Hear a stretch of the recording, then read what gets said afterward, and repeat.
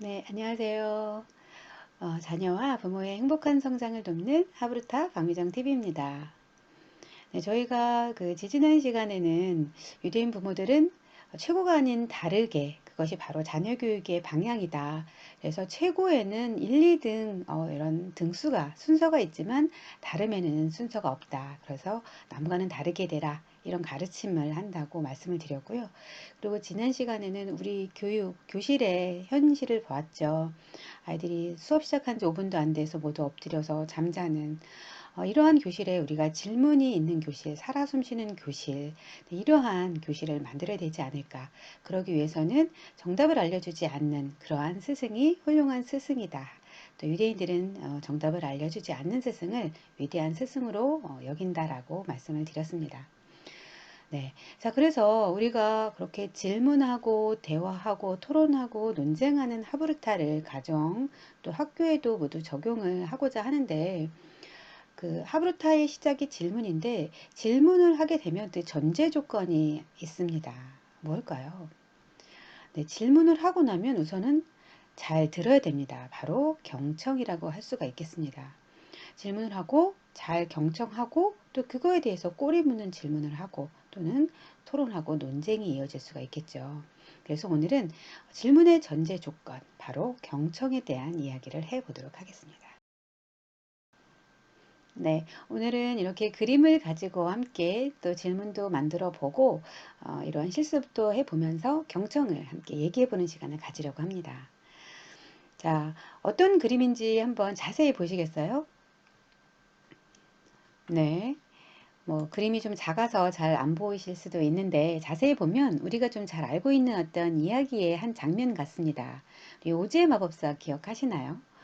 네, 도로시가 떤 회오리 바람에 집이 날아가는데 집에 돌아오기 위해서 어떤 여정을 하죠. 그런 과정에서 허수아비도 만나고 또 사자도 만나고 이런 여정이 있습니다.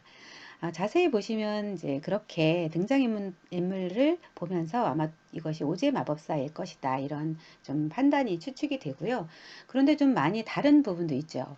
뒤에 부엉이 같은 아이도 있고 또 예, 이렇게 조금 이 병정, 예, 병정 보이시나요?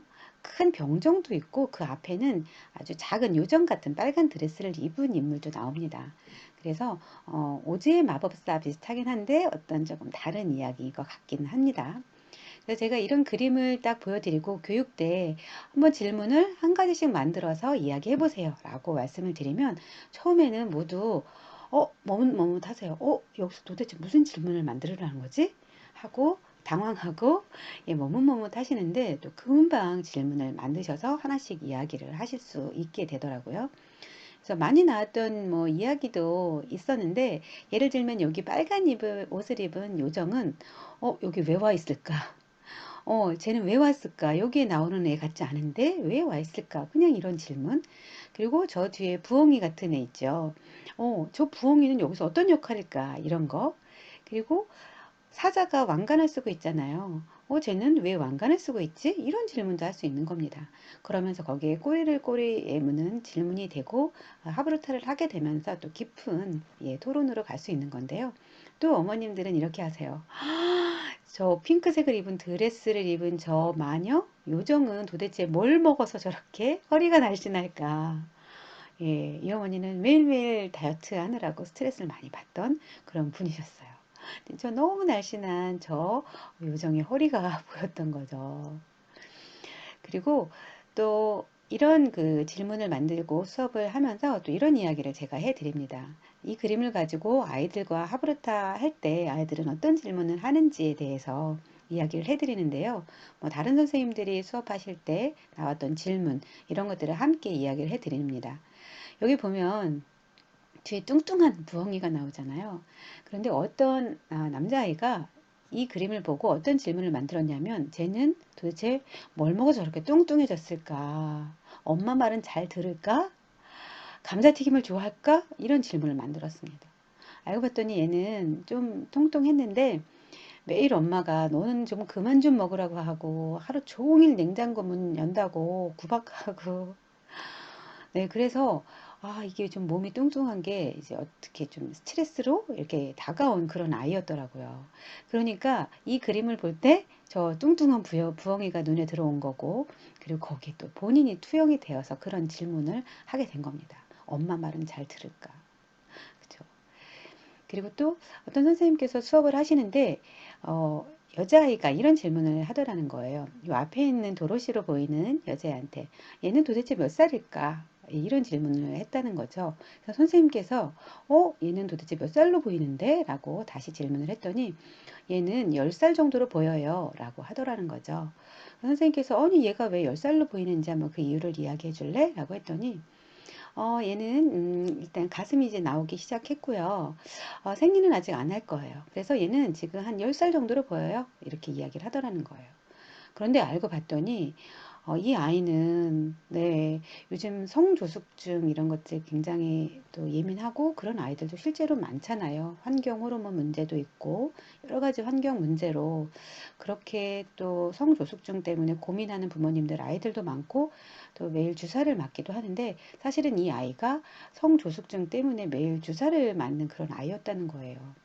그러니까 이 아이가, 이 여자애는 대략 한 가슴이 나오기 시작했으니까 한 10살쯤 됐고 생리는 아직 안 할 거야. 이런 게 관심사였던 거죠. 그래서 하브루타를 하다 보면 이렇게 이 그림을 보든지 어떤 텍스트를 보더라도 그 안에 나의 관심사, 우리 어머니가 저 뭘 먹어서 저렇게 허리가 날씬할까?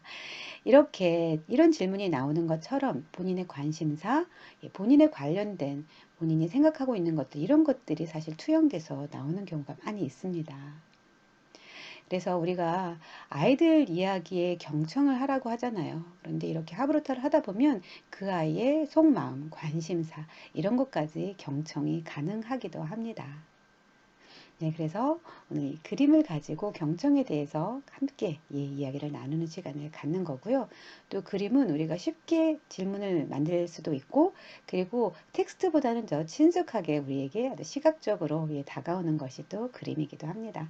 처음에 하브루타를 하시는 분들은 좀 익숙한 그림, 이런 걸로 시작을 하시는 것도 추천드리는 방법이기도 합니다. 오늘 이제 요거를 해봤고요. 이제 이번에는요. 자, 네, 다음 그림 보실까요? 사진인데요. 아주 귀여운 아기가 공놀이를 하고 있네요. 자, 그런데 아이들이 공놀이를 일단 실내에서 하게 되면 엄마들은 벌써 걱정이 앞서죠.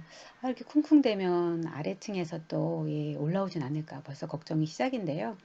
이날은 특히나 이제 우리 집에 많은 손님들이 오셨다가 아마 그런 오셨다가 가셨나 봐요. 그래서 설거지를 잔뜩 해서 이렇게 식탁에도 막 그릇을 쌓아놓고 이제 말리고 이런 과정이었는데 아이가 공을 계속 그릇 있는 주방 쪽으로 던진 거죠. 예, 엄마는 계속 주의를 줬겠죠. 그러면 이러한 일들이 일어날 수 있어. 그랬는데 계속 공을 던지다 결국은 그릇이 깨진 상황입니다. 자, 우리 어머님들 어떤 상황인지 지금 머릿속에 다 그려지시죠? 예. 안 봐도 비디오죠? 자, 이럴 때 어떻게 아이에게 이야기를 하시겠습니까? 엄마가 그러니까 하지 말라고 했잖아! 이렇게 하실 건가요? 네, 대부분 사실은 이렇게 말할 거예요. 몇 번 주의를 줬고 하면 안 된다고 했는데도 결국 일을 치는 거니까요. 자, 그런데 이렇게 공격을 하게 되면 아이들은 본능적으로 내가 공격 당했으니까 나를 보호해야 돼. 이런 보호 기전이 돌아간다고 합니다. 그래서 엄마가 나를 공격하네? 나는 잘못이 없는 거예요, 점점. 그러면서 엄마가 공격하는 나쁜 사람이 되어버리는 거죠. 그래서 엄마 미워, 또 막 누워가지고 발버둥 치고 이렇게 되는 겁니다.